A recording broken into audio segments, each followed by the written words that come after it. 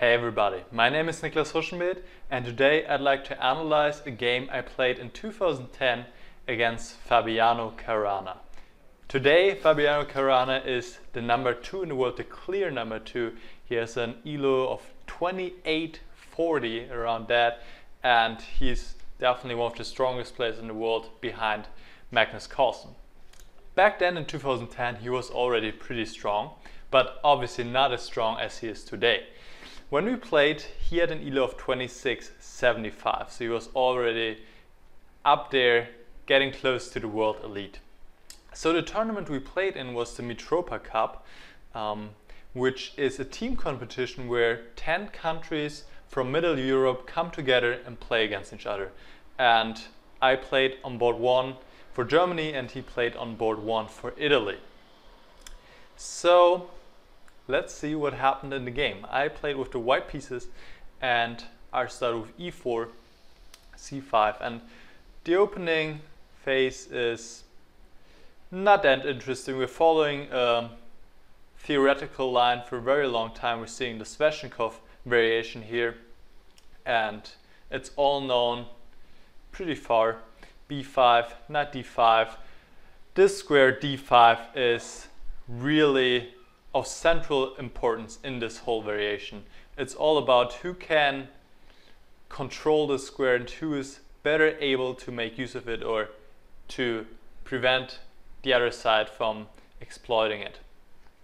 So we're still following theory here, and here nowadays I play the move c4 and it has become more popular, but back then I still played the old main line, which is c3.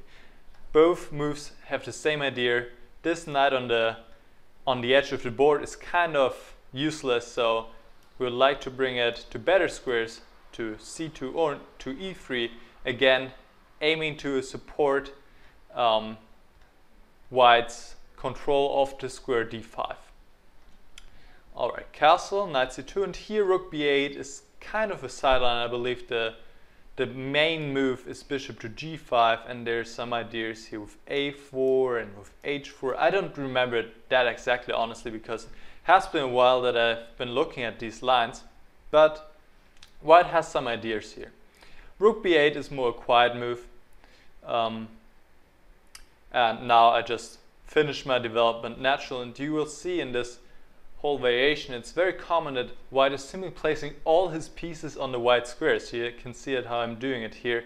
a5, the rook goes to d1, because obviously white is lacking the black squared bishop, so it doesn't make sense to compete with this bishop, and you want to kind of play against this bishop, so you place all your pieces on the white squares.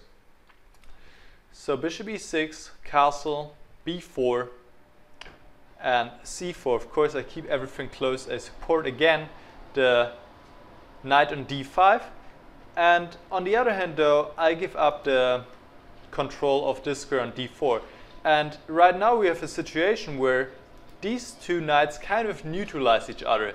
This knight would like to go to e3 to support the knight on d5 and maybe go to f5, but if this knight moves, it always opens up the route for the knight on c6 to come to d4, and this knight would be really unpleasant for white, so I cannot really allow that. So let's follow the game. a4.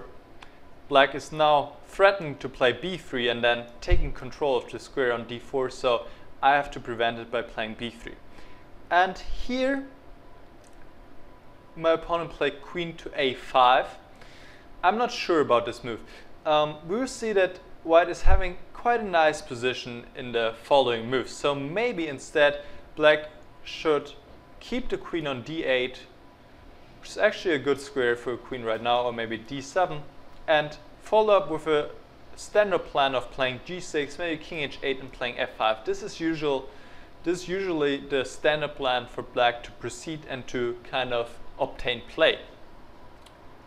Because the queen on a5 is kind of far away from what's going on the king side. So queen g3, I think it's a good move. The queen is attacking this bishop, and I'm also opening up the d file to double my rooks in the future.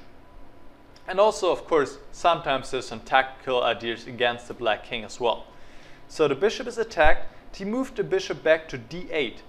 Maybe it would have been a better idea to keep the bishop on this diagonal and play to h6, but it was kind of a difficult decision to make.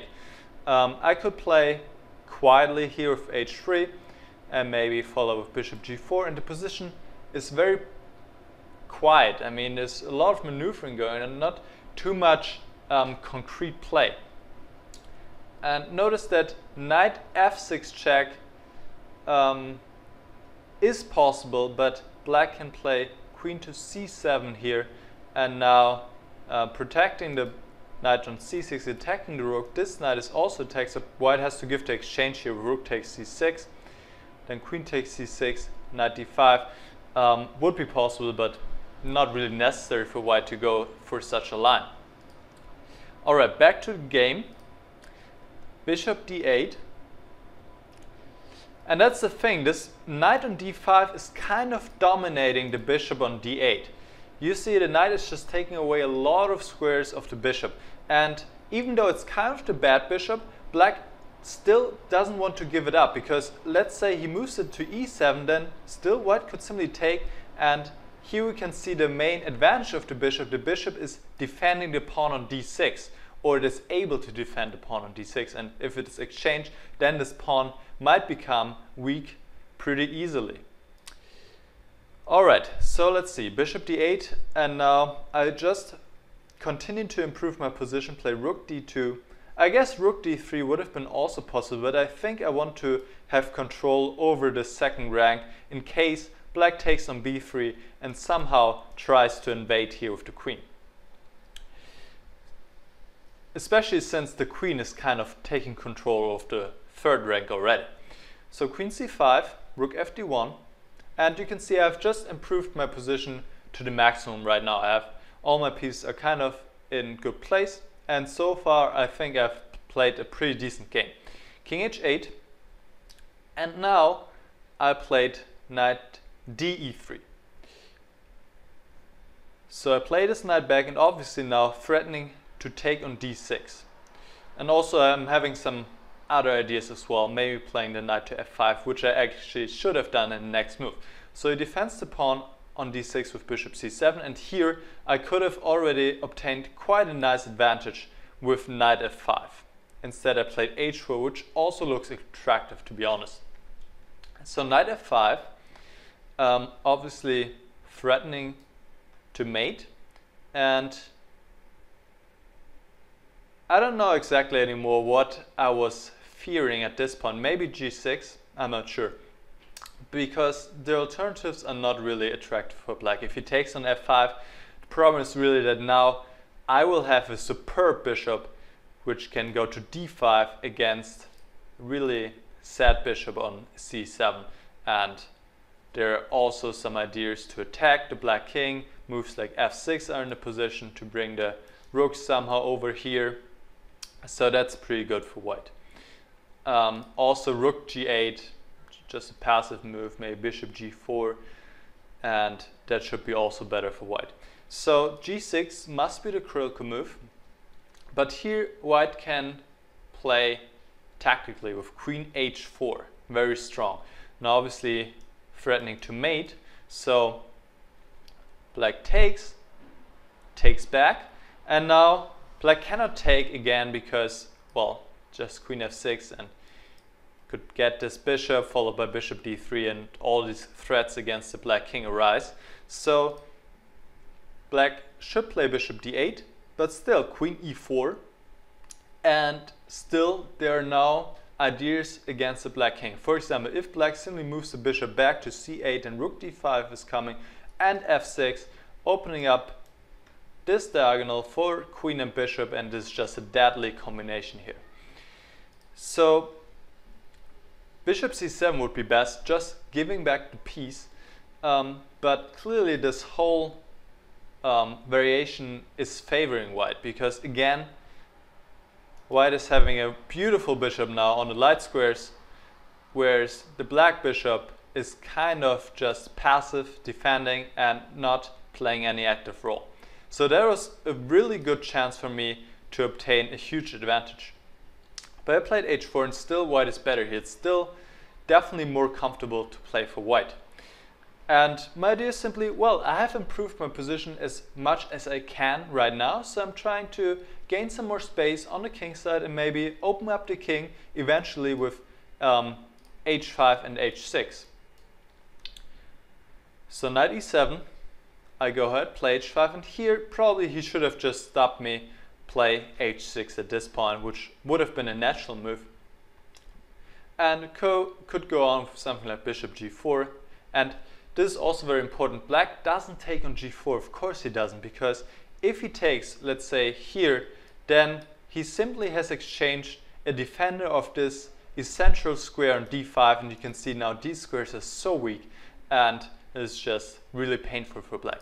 But on the other hand, if he doesn't exchange, then I don't want to exchange either on e6, then, because obviously I would open up the f file, and more importantly, this pawn is now kind of replacing the bishop in defending these two squares on d5 and f5, and black is absolutely fine. So it's kind of a stalemate. Both sides don't want to take each other's bishop. So bishop f5 maybe, knight f6, knight g4, and it's still a complex position here. I would rather be white, but black is definitely having chance and should be around equal. Alright, so he played f5 instead. He wanted to get some action going here. I took, bishop takes f5, and this is again a critical moment. I played bishop g4 now. Again, it's this idea to exchange the white squares bishops to gain control over the light squares. Light squares or white squares? Probably light squares is the right way. Yeah, I was mixing that up. Or maybe you can say both. Oh well. Okay, but here instead of bishop g4, I could have played h6 as well. And I wasn't really sure about this move. For one, of course, I'm opening up the black king, but on the other hand, I'm also opening up the g file against my own king. So it's kind of a little bit double-edged, but it seems like that this position should be favoring white here. Knight takes f5, knight takes f5, queen h3, and now bishop g4, and now I've succeeded again in exchanging the light squared bishops, and I think white is maybe a little bit better here, but pretty unclear position. So I played bishop g4 immediately, and now of course he didn't exchange bishops. He played, rightly so, bishop to e4. And here after bishop e6, actually already black is going to be better. I should have played a move like knight e1, which is, I believe, pretty difficult to spot. And rook f6, queen h4, rook bf8, and the idea is that with bishop f3, you can place a bishop here on f3 and kind of have some defense against these rooks pointing down the f file. So that should be still around equal. After bishop e6, the position could have been unpleasant here, but he didn't play the right move. He played bishop b6, which is certainly not the best move. A very natural and strong move would have been to double the rooks by placing the rook on this very active square f4. And let's say bishop d5 now, then bishop takes c2, rook takes c2, rook bf8, and black is having an edge here. He can further increase the pressure with bishop b6, and it's not clear how white is at the moment really gonna get some play. But he played bishop b6 instead, and you can see right ahead after the next move that must have been not the best move, because after queen g5 he played the bishop back to d8, which looks kind of weird. The problem is he cannot defend the knight on e7 with a rook really, because either way rook b or f to e8, just bishop d7. But better than bishop d8 it would have been to play the queen back to c7. And here there's some interesting tactical variations I would like to show you. Knight takes b4 is actually possible. You think maybe that's crazy because it's kind of going into this discovered attack here on the b file, but black cannot really exploit it. If he takes on e3 immediately, queen takes back, attacking bishop on e4. And if black plays h6 first, then queen g4, again attacking a bishop on e4, then rook f4, queen g3, and now if black takes, then the pawn can take back on e3, and this time attacking the rook on f4. So black can try rook bf8, but here knight a6 is working, and then queen a7, c5. Obviously I'm following a computer variation at this point, but it turns out that at the end of this whole variation, we reach this position, and we see that white is having two rooks against the black queen, plus no pawns. No, it's just two rooks against the queen, so maybe white is slightly better here, but okay, that's a pretty complicated variation. Let's go back here and follow the game. He played bishop back to d8. I played h6 now. Now I actually managed to succeed in my plan of pushing the pawn forward and expose his king. Knight g6, and here again I had a really big chance to get an almost decisive advantage. I played queen h5, which is wrong. I should have played queen g4.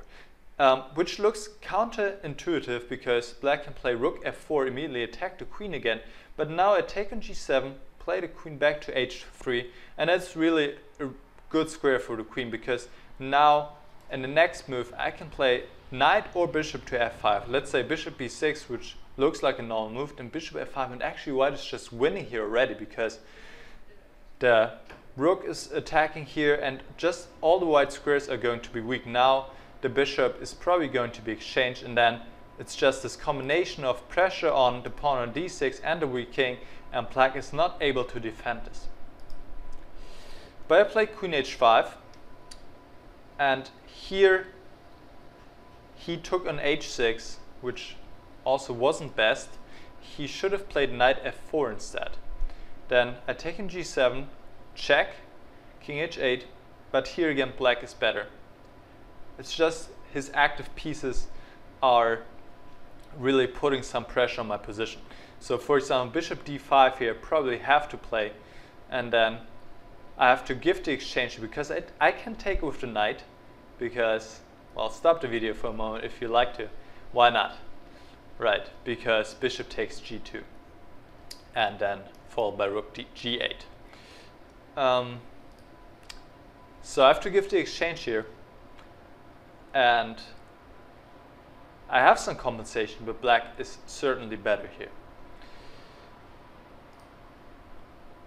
But he missed this chance. He took on h6, queen takes h6, rook f6, and here again I had a chance to obtain a better position. I mean, I had several chances in the game to really obtain a good position.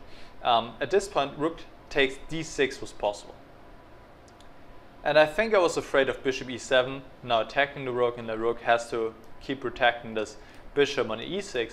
But I could have attacked the rook on f6 now with knight g4. And probably black should go for rook takes f2 now.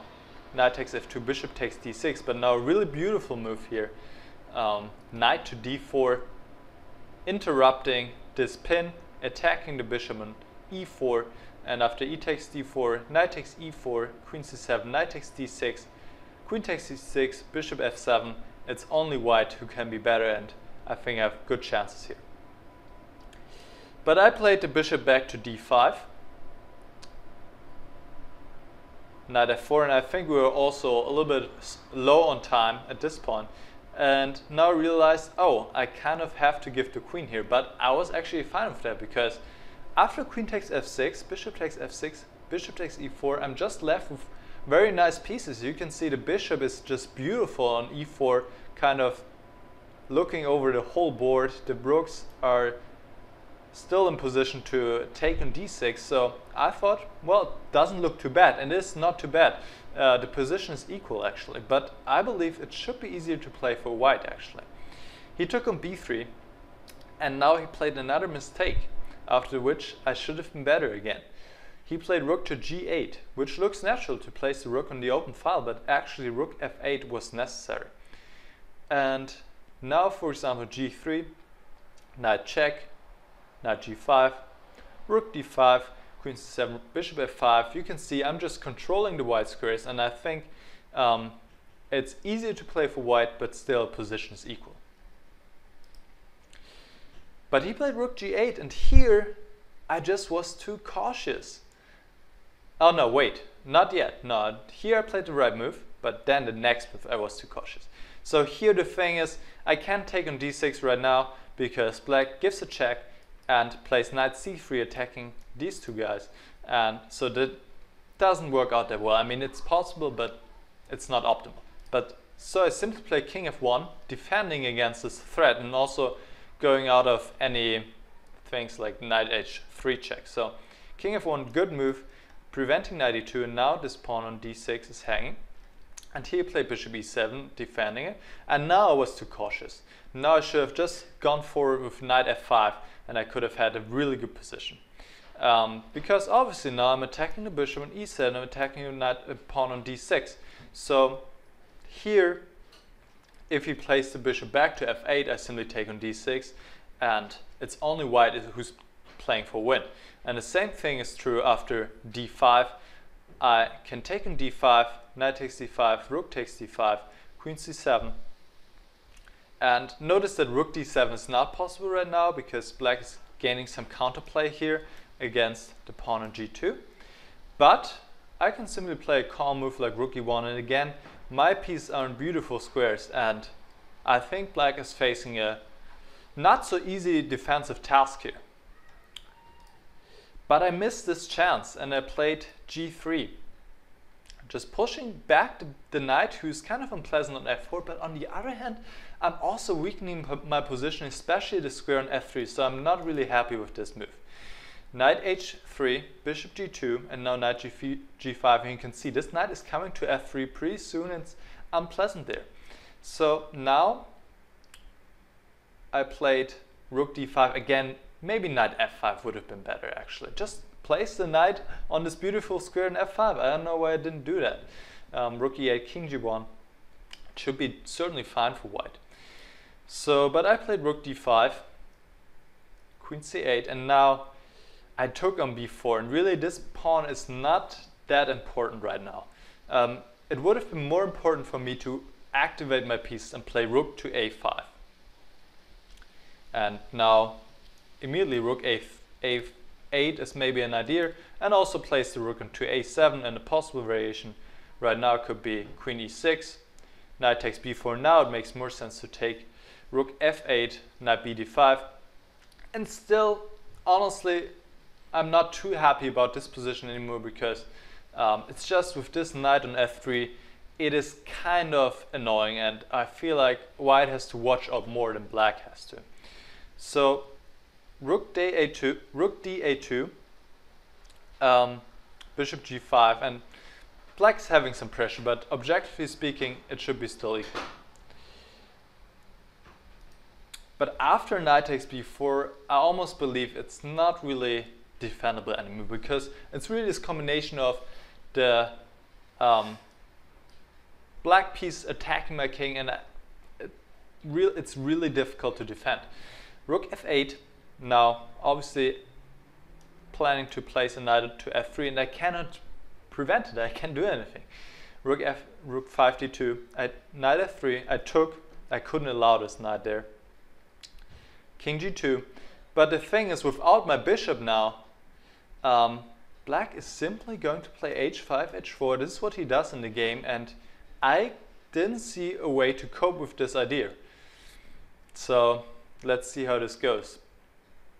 Bishop g5, b4.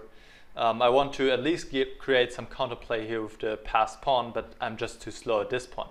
Queen b7. And I think now probably I made pretty much the last mistake.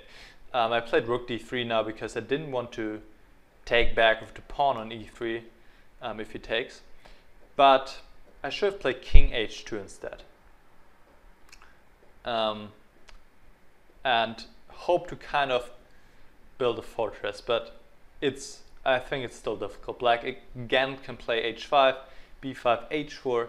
I can try to keep everything close, and maybe white is holding, but I think in a practical game this is pretty difficult. But after rook d3 at this point, it might be very well already lost. Queen f7, rook 1d2, and now very simple for black, opening up my king by playing h5, h4. He doesn't have to worry about his own king right now. I mean, I'm too passive anyway, defending my own position, so nothing is going to happen there. So I just hoped I would be fast enough with my b pawn, but I'm not fast enough at all. So h4, it's just completely hopeless at this point already. Actually, yeah, and this is really the crusher here. e4 is the problem. Very strong move. Rook d4, and now here already I think rook g8 is a mate in 8 or something. It's just, my king is so lonely here. I should make that red. Just all alone, my pieces are here, kind of far away. So, but let's see how this game concludes. Bishop f4 check, king g1, rook g8 check, king f1, queen h1 check, king e2. Again, here he had a faster way to just mate me in 3 moves, actually, rook e1 and rook c1, and there's nothing I can do against queen e1. It's kind of funny. But, I mean, there are many ways to win now, so it doesn't really matter. Queen f3, king d2, rook d1 check, king c3, and now he took on d4. Obviously I cannot take back, because that would be mate in 1. So I tried b6, but it's quite a nice finish here. Bishop e5, b7, and yeah, I would just need one more move to queen with check, but I'm not in time. He plays beautiful finishing move here, rook d2 check, and well, if I move my king to b5, he takes on b2, and if I take on d2, he takes on f2 with check, and wherever I move, he just takes on b2 and controls this pawn, and it's all over. So that was my game against Fabiano Caruana. As you saw, I had so many chances to obtain a really good position, at least 4 or 5 chances throughout the game, and this is telling you something. Even though these players are so strong, I mean, back then he wasn't as strong as he is now, but still he was already up there, high up there. Still, they're making a lot of mistakes, so they're not perfect, and this is really giving me hope, because that means you can beat these guys. It's possible, at least. Well, I hope you enjoyed this game. I hoped you like to see me play against somebody who's now really up there in the top 10. And please let me know what you think about it. And if you haven't yet subscribed, you can do that by clicking my icon up there in the top right corner and then click on subscribe. Alright guys, thanks for watching and see you soon. Bye.